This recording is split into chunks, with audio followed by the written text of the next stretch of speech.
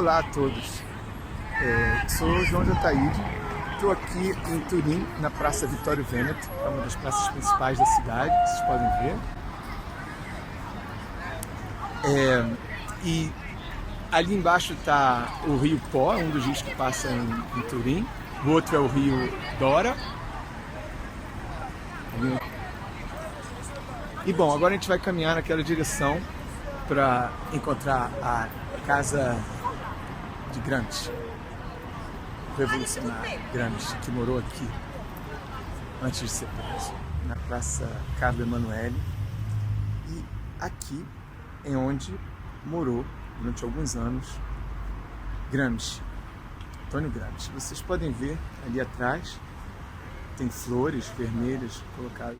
Vou aproximar para vocês verem a placa. E aqui Antônio Gramsci morou, né, no ano de 19 a 21, 1919 a 21, na luta operária, que foi aquele que pensou o conceito de hegemonia cultural. Essa espécie, na luta de classes e entre os estratos das classes, não era só o domínio que era importante, o domínio exercido pelas armas, pela polícia, mas a hegemonia cultural, quer dizer, as ideias, as informações, é uma espécie de conflito entre as ideias e informações. Por exemplo, se a gente perde o pré-sal, né, pela força das armas de um exército que chega, né, foi só no domínio. Mas se eles convencem que o pré-sal não é importante, ou o Guarani não é importante, por uma guerra de informação, de pessoas que vão tentar explicar que aquilo não importa, não faz nenhuma diferença para você, brasileiro comum, é a guerra pelo domínio e hegemonia cultural. Pequeno exemplo. Aliás, eu hoje estou aqui com a camisa, como muita gente me escreveu, que disse que gostou da camisa que eu estava outro dia, eu repeti aqui a camisa. É a camisa da América do Sul, tá vendo? Aí onde tem as luzes da população. E tem as luzes aqui. Aqui, o que é isso aí? Perto do estado do Rio de Janeiro. No estado do Rio de Janeiro, não é uma ilha. Isso aí é onde tem o petróleo, é onde tem o pré-sal. Então ele alugou um quarto aqui. Depois virou um hotel. Bom, é patrimônio, né, da cidade, mas virou um hotel. E ele saiu de uma pequena cidade de Sardenha, tinha uns 2 mil habitantes. Era a ilha da Sardenha. Elas são lindíssimas, as praias da Sardenha, só que o interior da Sardenha, ele veio do interior, é um pouco como o Agreste. Ele tem uma natureza um pouco dura, bela, mas dura, um pouco seca. Era uma região pobre, né? Ele veio estudar aqui em Turim, que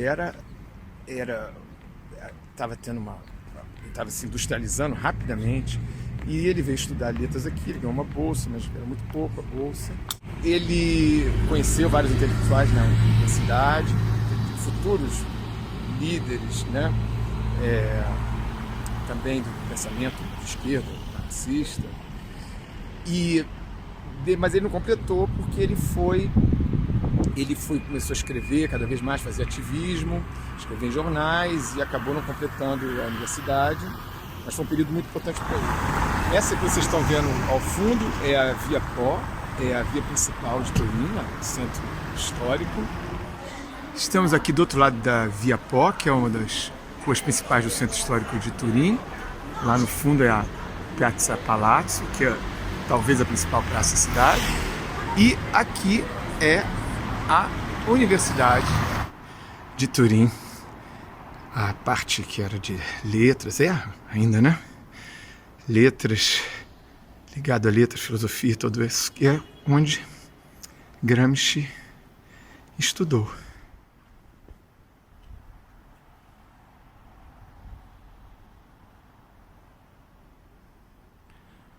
O jovem Gramsci provavelmente desceu essas escadas, subiu e desceu essas escadas, conversando com seus colegas sobre a sociedade italiana, sobre as possibilidades de mudança no mundo através dos ideais marxistas da Revolução.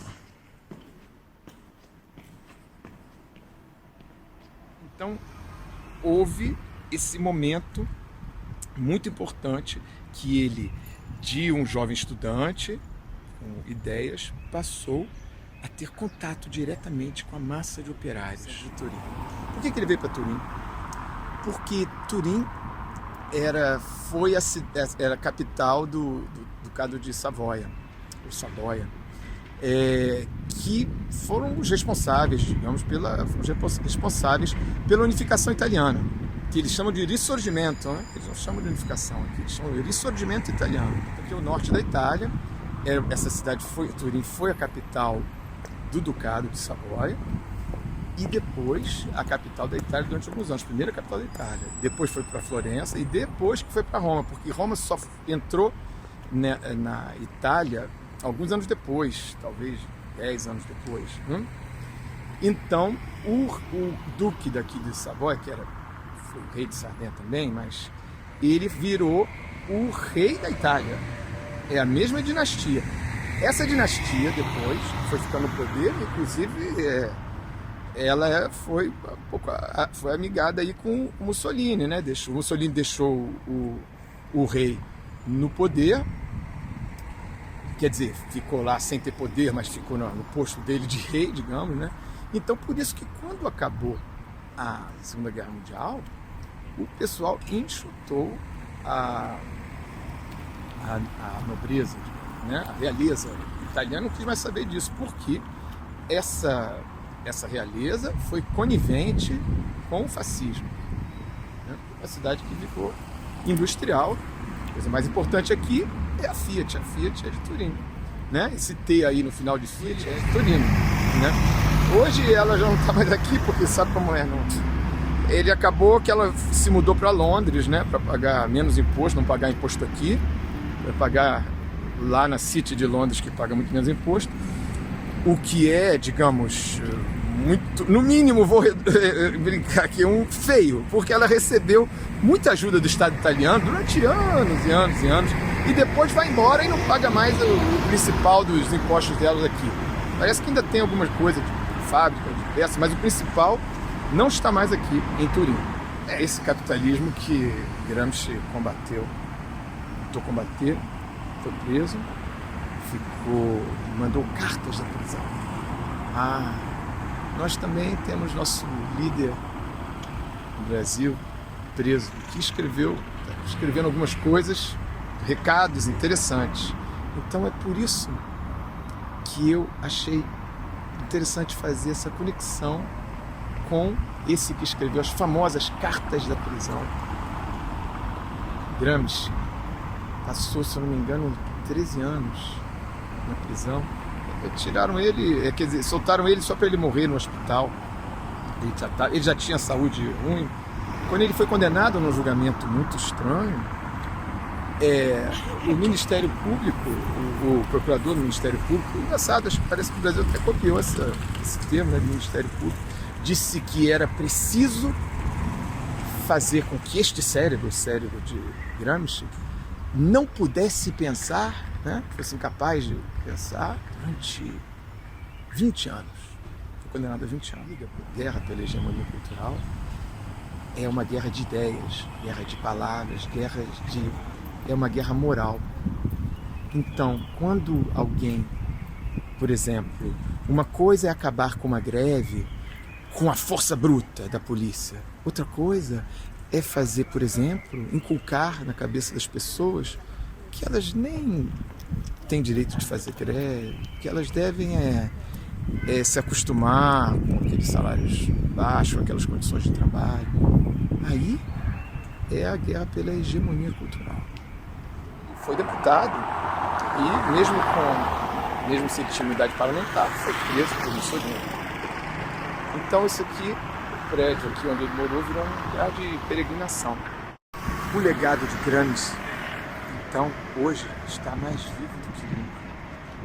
E especialmente no Brasil dos dias de hoje, onde existe uma batalha, uma guerra pela hegemonia cultural e uma batalha pelo domínio sobre as riquezas do país, e a hegemonia cultural, ela quer dominar a sua cabeça. Ela quer que você, na verdade, acredite num vira-latismo entreguista. Vira-latismo entreguista, isso é hegemonia cultural. Só que a gente pode resistir e criar nossos valores, tentar a nossa hegemonia cultural também. Então esse é o recado. Acho que minha avaliação, pequena avaliação do legado de Gramsci, que morou naquele prédio ali atrás.